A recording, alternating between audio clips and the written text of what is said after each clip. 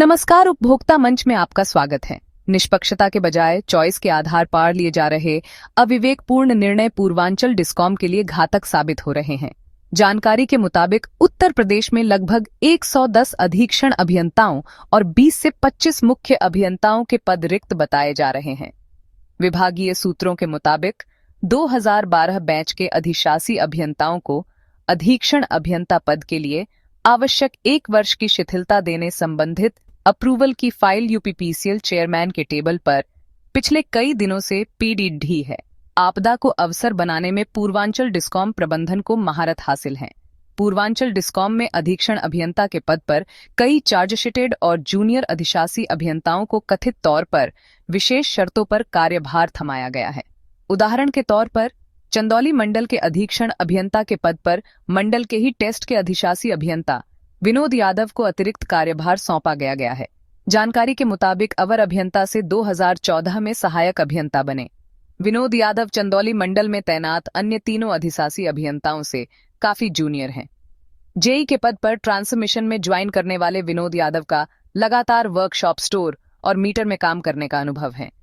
Distribution क्षेत्र में जौनपुर में अधिशासी अभियंता के पद पे सिर्फ 6 महीने की तैनाती के अतिरिक्त कोई अनुभव नहीं रहा है। ऐसे में चंदौली जैसे विशिष्ट जिले में अधीक्षण अभियंता के पद पर उनकी की गई तैनाती विद्युत प्रबंधन के विशेष शर्तों की वजह मानी जा रही है। दरअसल 2025-26 के बिजनेस प्लान से संबंधित टेंडर सभी जगह अपलोड किए जा रहे हैं। विश्वस्त सूत्रों के मुताबिक ऐसे कार्यों के लिए कुछ अधीक्षण अभियंताओं के द्वारा 8 से 10% का कमीशन कथित तौर पर लेने का हमेशा से रिवाज रहा है। चंदौली में 8 से 10 करोड़ रुपए के बिजनेस प्लान के होने की बात कही जा रही है।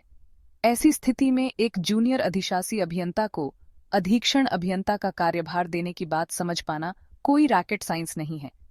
इतना ही नहीं, चंदौली मंडल के सभी मंडल में व्याप्त भ्रष्टाचार और अनियमितता को जैसे पंख सा लग गया है। वाराणसी शहरी मंडल प्रथम में कथित चार्ज शिटेड अधिशासी अभियंता आर.बी. शर्मा को अधीक्षण अभियंता के पद पर दिया गया। कार्यभार भी कुछ इसी तरह की स्थितियों की वजह है। आजमगढ़ में अधिशासी अभियंता दिग्विजय सिंह, प्रयागराज के सेकंड सर्किल में फाफामाऊ के अधिशासी अभियंता महेंद्र कुमार मौर्य, सोनभद्र मंडल में अधिशासी अभियंता ए.के. सिंह समेत कई अधिकारियों को प्रबंधन के द्वारा नियम कायदों और नॉर्म्स से इतर मनमाने ढंग से अधीक्षण अभियंता के कार्यभार सौंपे गए हैं। Prayagraj zone second, Azamgarh, Gorakhpur second, बस्ती आदि वितरण क्षेत्रों में मुख्य अभियंता के पद पर अधीक्षण अभियंताओं को दिया गया कार्यभार के भी तमाम वजह गिनाई जाती हैं। वाराणसी शहरी सप्तम खंड के अधीनस्थ क्षेत्र में बीते 21 सितंबर को एक विद्युत दुर्घटना के चलते एक संविदा कर्मी की दुखद मृत्यु हुई थी।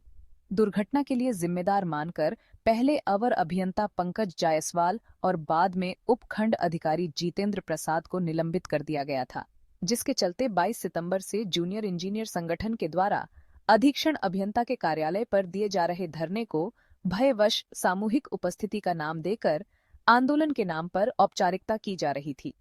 उपभोक्ताओं के काम प्रभावित हो रहे थे, लेकिन कार्यक्रम में शामिल अवर अभियंता और उपखंड अधिकारी का कथित धंधा बदस्तूर जारी बताया जा रहा था। एक अवर अभियंता को 30,000 घूस लेते एंटी करप्शन के द्वारा की गई गिरफ्तारी इसका उदाहरण है। आंदोलन के 6 दिन बाद वाराणसी क्षेत्र के मुख्य अभियंता राकेश पांडेय के द्वारा 26 सितंबर की शाम को जेई संगठन के प्रतिनिधियों को अपने कार्यालय में बुलाकर एमडी पूर्वांचल और चेयरमैन के बिहाफ पर जो समझौता किया गया वो बहुत हास्यास्पद है। लोगों में इस बात को लेकर जबरदस्त चर्चा है कि मुख्य अभियंता के द्वारा संगठन के लोगों को समझौते के नाम पर मूर्ख बनाने में कामयाबी हासिल कर ली गई, या फिर जेई संगठन के प्रतिनिधियों ने खुद को ही मूर्ख बनाने में खुद की बेहतरी समझी गई। कमलेश कुमार राय की रिपोर्ट, उपभोक्ता मंच के लिए।